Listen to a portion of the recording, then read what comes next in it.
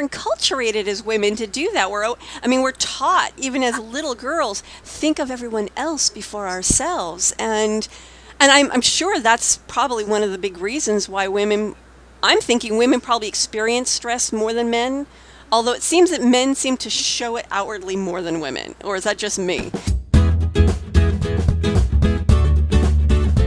No, there's a thing that we call gender conditioning or sex role conditioning.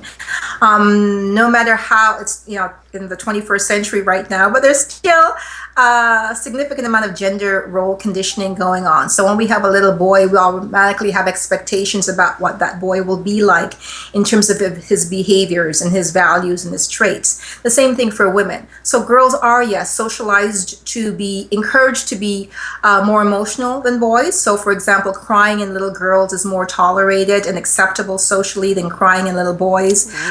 Expressing of their needs and wants in a feminine way is more acceptable. So girls tend to be a little bit more emotional. Although there has been change, it still is largely reflected in our society that gender role socialization is largely responsible. Yes, there's some genetic components and some predispositions, and there's also familial modeling that people do. For example, girls will model themselves after their moms, while boys will model themselves after their dads. And so some of those behavioral and emotional responses get passed on that way. But yeah, I think for the larger part, emotionality is more tolerated and encouraged in women, and we are socialized to be that way. So for example, where men may express their frustration or their stress in other ways, like anger. Women may internalize that anger more so than men, and their anger gets reflected inwards, and that turns into depression and anxiety. Exactly. In fact, the guest in my next episode of the podcast, we're going to be talking about anger. And it was interesting. He has this test on what your anger type is. I took it, and I'm one of those people that internalizes my anger. Yeah. And I have struggled with depression in my life. So, yeah.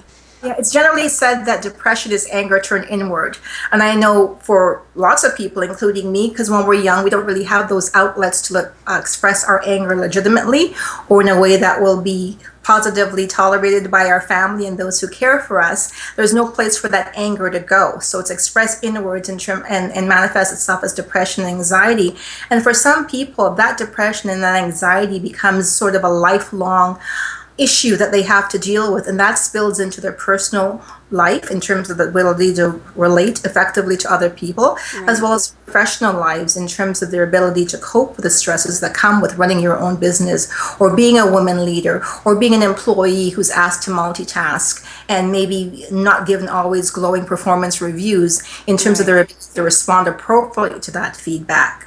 Right. Yeah. I mean, stress, it's a big topic, and we don't have all that much time to cover it. So what I'd like to do is go for a quick station break right now, and then when we come back, maybe talk about some ways that we can deal with the stress in a healthy manner. Sounds perfect. All right.